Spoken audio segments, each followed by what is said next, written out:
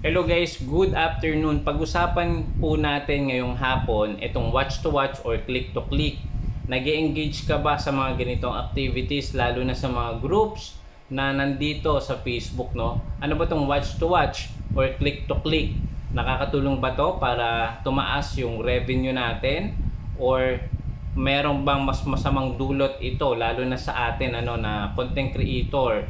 In general, lahat po tayo affected dito. Bakit ko po nasabi? Ito, opinion ko lang po pero pinagbabasihan ko po itong mga ganitong activity na existing dito sa ating Facebook. So, yung watch to watch po, ang tawag po dito, meron mga grupo na sa Facebook mismo kay Facebook na nagjo-join yung mga creator kahit meron silang konting followers, meron silang ilang videos or mga short videos. Ngayon, kung eligibles na sila, magjo-join sila sa mga ganitong grupo. Ang ginagawa nila is papanoorin nila yung video mo at papanoorin ko naman yung video mo. So, ganun po yung nangyayari. So, paano nila ito ginagawa? Usually, meron ako mga nabasa ng mga, base lang po ito sa mga nabasa ko na research. Meron silang ginagamit na VPN.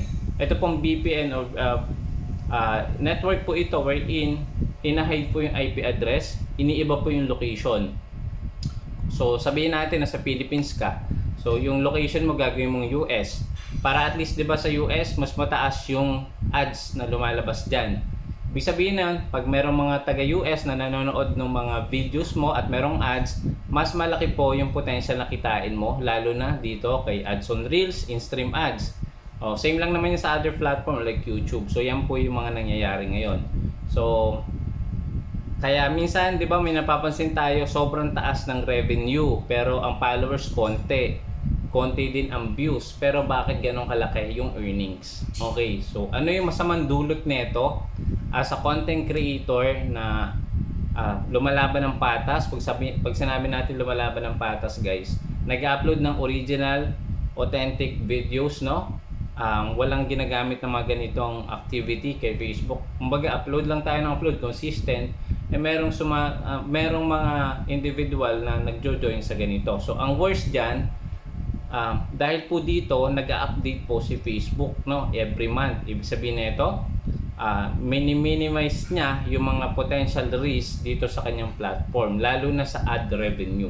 Ibig sabihin nito, kung magbabayad si Facebook ng ganitong kalalaking amount o ad revenue sa hindi naman eligible, malulugi po si Facebook.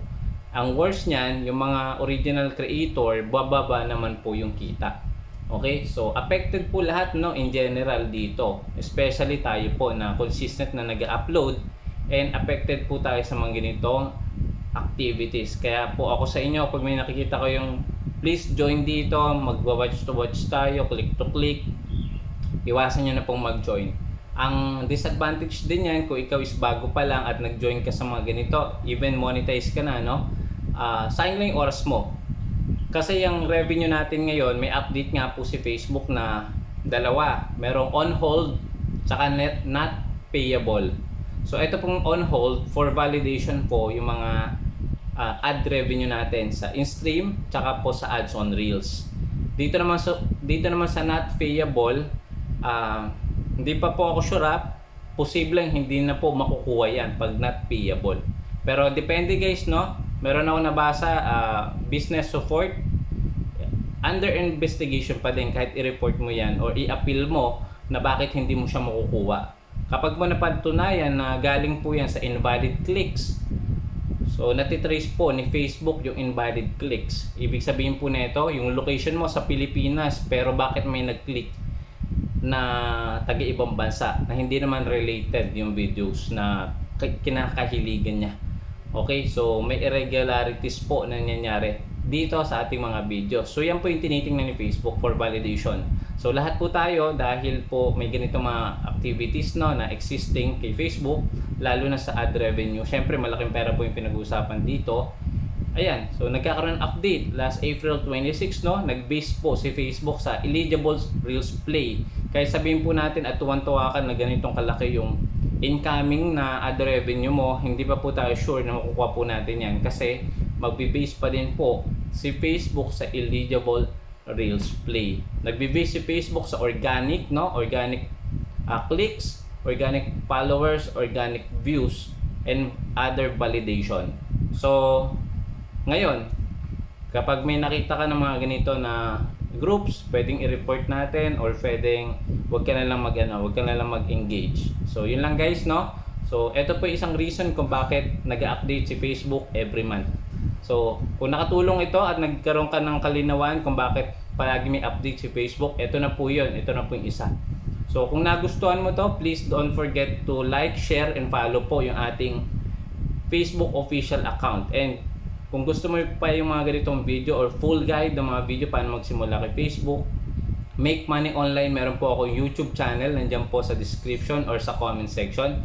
Please don't forget to subscribe, hit the notification bell para every time na mayroon tayong bagong upload, mano-notify po kayo. Okay? So, see you again next time. Bye-bye!